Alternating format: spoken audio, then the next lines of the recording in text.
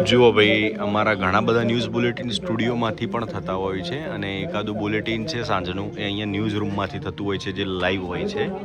તો જ્યારે સાંજનું લાઈવ બુલેટિન હોય ત્યારે ન્યૂઝ રૂમની અંદર કેવો માહોલ હોય છે. અહીંયા અમારા કેમેરામેન ઊભા છે, સામે હેમંતભાઈ સ્ક્રિપ્ટ લખી રહ્યા છે, સોશિયલ મીડિયાની ટીમ બેઠી છે અને અત્યારે અમારા ન્યૂઝ એન્કર છે વિકાસ, એમનું આ ન્યૂઝ બુલેટિન છે લાઈવ. અને કેટલી મિનિટની વાર છે?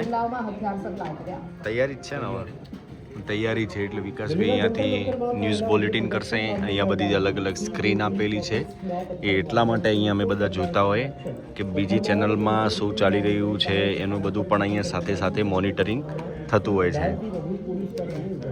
સોશિયલ મીડિયાના કિંગ છે એ અહીંયા સતત પોસ્ટ કરતા રહેતા હોય છે. આવી બધી તમે અલગ અલગ પોસ્ટ જોતા હશો અમારા ઇન્સ્ટાગ્રામ ને બધી જગ્યાએ. કૌશિક છે, રાહુલ છે, આ બધા સોશિયલ મીડિયાની જવાબદારી નિભાવે છે.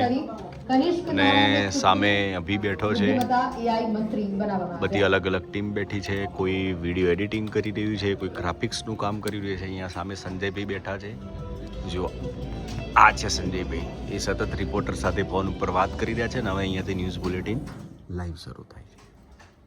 નમસ્કાર, ન્યૂઝરૂમ લાઈવમાં આપનું સ્વાગત છે. સમાચારો સાથે હું છું આપની સાથે વિકાસ મકવાણા. બુલેટિનની શરૂઆત કરીએ તો દર બુધવારે કેબિનેટની બેઠક મળતી હોય છે. જો કે હવે કેબિનેટ બેઠકને લઈ સમાચાર મળી રહ્યા છે. આવતીકાલે રાજ્યની કેબિનેટ બેઠક નહીં મળે. મુખ્યમંત્રી ભૂપેન્દ્રભાઈ પટેલ જેમને અધ્યક્ષતામાં કેબિનેટની બેઠક મળતી હોય છે. જો કે સીએમના વ્યસ્ત કાર્યક્રમને કારણે આ કેબિનેટ બેઠક ન કરવાનો નિર્ણય લેવાયો છે.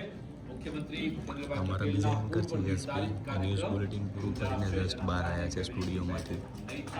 પૂર્વ નિર્ધારિત કાર્યક્રમને પગલે આ બેઠક રદ કરવામાં આવી છે. આ અંગે વિસ્તૃત વિગત આપશે ફોન લાઈન પર નિકુંજ જાની જોડાઈ ગયા છે. જે નિકુંજ,